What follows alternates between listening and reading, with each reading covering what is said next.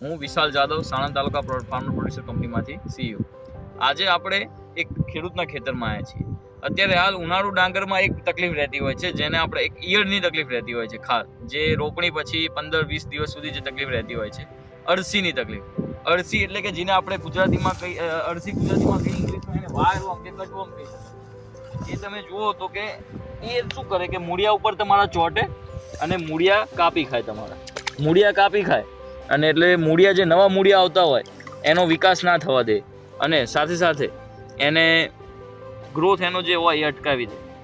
કંઈક આ પ્રકારની એ ઈયળું રહેતી હોય છે. આમાં તમે જોઈ શકો છો, આ ભૂરા કલરની, લાલ કલરની હોય છે. આ જોઈ શકો છો તમે. હવે આનું નિવારણ લાવવું શું કરવા જરૂર છે? આ અળસી તમારા મૂળિયા કાપે એટલે તમારે નવી ફૂટ ના આવવા દે. નવી ફૂટ ના આવે તો સરખો છોડનો વિકાસ નહીં થાય. તો એની માટે આપણે અલગ અલગ ઘણા પ્રોડક્ટો વાપરતા હોય છે, જે લાંબા ગાળાની અસર નથી આપતી. ઘણા બ્રાન્ડેડ પ્રોડક્ટો વાપરતા હોય છે, જે પણ ટૂંકા ગાળાની અસર આપે છે, પણ પાછી અળસી આવી જ જતી હોય છે.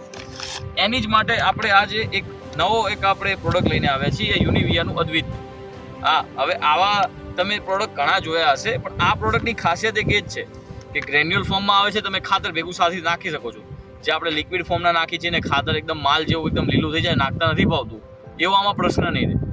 ગ્રેન્યુઅલ ફોર્મમાં છે, તમને નાખતા બ્રોડકાસ્ટ કરતાં સારું ફાવશે, ઉગતા સારું ફાવશે, પ્લસ અસર પણ તાત્કાલિક આપે. ઘણા એવા હોય છે ગ્રેન્યુઅલ ફોર્મના પ્રોડક્ટો કે જે તાત્કાલિક અસર નથી આપતા.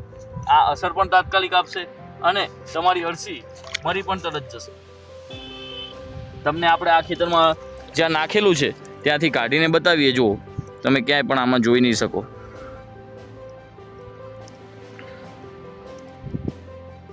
બીજી જગ્યા પરથી કાઢી અહીંયાથી ખાસ ખ્યાલ આવે.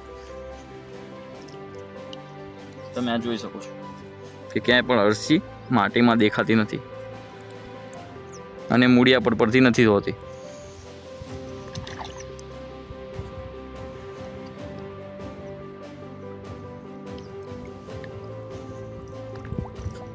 જોઈ શકો છો, ક્યાંય પણ મૂળિયા પર અળસી નથી.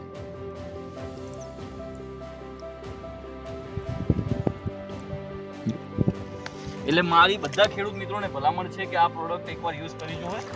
બીજા બધા જે ઘણા બ્રાન્ડેડ પ્રોડક્ટ આવતા હોય છે એનાથી ઘણું સારું આનું રિઝલ્ટ છે અને ભાવમાં પણ ઘણી સસ્તી છે. ખેડૂતોને પોસાય એવું છે. ચલો, બીજા ખેડૂતોને આપણે ભલામણ કરી શકીએ? હા, કરીએ ને. આપણે અહીંયા ઘણા ખેડૂતોને આપણા અહીંયા તાલુકામાં આપી છે. બધાના આપણે રિસ્પોન્સ પણ તમને બતાવીશ કે એ લોકોને શું નાખ્યું અને ભાવમાં શું સમૂહ પડ્યું અને રિસ્પોન્સ પણ કેવો અને રિઝલ્ટ પણ કેવો આવે. ખૂબ ખૂબ આભાર વિશાલભાઈ.